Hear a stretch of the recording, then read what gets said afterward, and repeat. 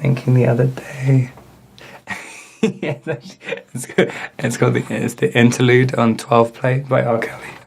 They don't generally have it on karaoke things, but if anyone listens to that song, it's referencing the name Robert quite a lot. Yeah, back in the day they used to say, "Can I knock your boots today?" But they'd say, no, what is the end of it? It's basically the whole thing is that how everyone used to say, "No, Robert, no, Robert, no, Robert," but at the end it's like, "Yes, Robert, you go, boy." R. Kelly's talking to himself, but his name is also Robert. Right. It's a very kind of life-affirming tune for Roberts.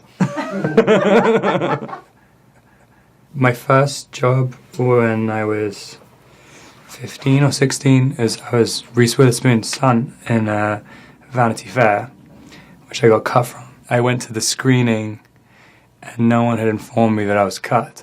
But the casting director, Mary Selway, she felt so guilty that no one had informed me, but she basically gave me the first run at the part in Harry Potter, so I was quite glad I got cut in the end. I flew out to LA to actually audition for something else, which I was told it was mine to take. It was just on a plate, and I went in and completely ruined the audition. And then the next day it was the Twilight audition, and I think I was at such a kind of nothing to lose state. It was quite easy for me to do. I never really quite knew how to play a vampire. I just played this sort of pale person. I mean, it's like such a wild experience. I mean, what a strange way to spend my early 20s. I've always been interested in quite subversive kind of, I guess, things that scare me. I mean, even Twilight at the time. I mean, I really thought when we first signed up to it, if it hadn't have been so successful, I think people would have thought it was really weird. It's a really weird story. But I think once it becomes mainstream, it's difficult for people to see how strange a story is. I had to give her a cesarean by chewing through a placenta, and I don't even know how how it works.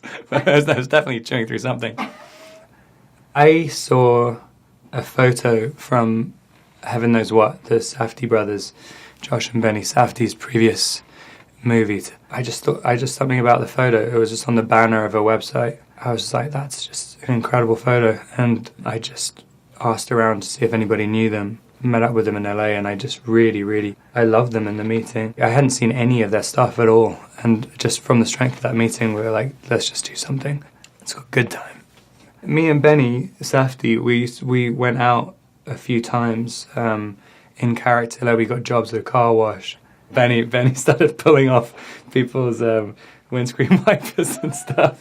We were like, it's very real to me. We're actually committing crimes. I've never done anything like it, where you just kind of full on go in character to like spend an entire day in character. We did it a few times. Like shooting on the subway, and we're stealing so many shots. Like shooting on a packed subway at rush hour. We're shooting on 35mm cameras as well, big lenses. One could really tell I was just getting directed by text message. I can open a beer bottle with pretty much any object. I can open it with a tea bag. I can do it with a dollar bill. If you fold anything the right way, you can get the right purchase on it. It takes a while. You rip up your hand a bit as well. That was my only other secret skill. First kiss, it was on the roof of a building round the corner from my house in London. 12, I think. 11 or 12. It's quite old, isn't it?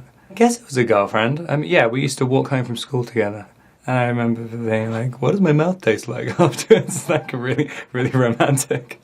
Does it taste like Marmite? I think we dated for a bit until it was revealed to me that she was like, oh no, I've started dating someone else. I'm like, wait, what?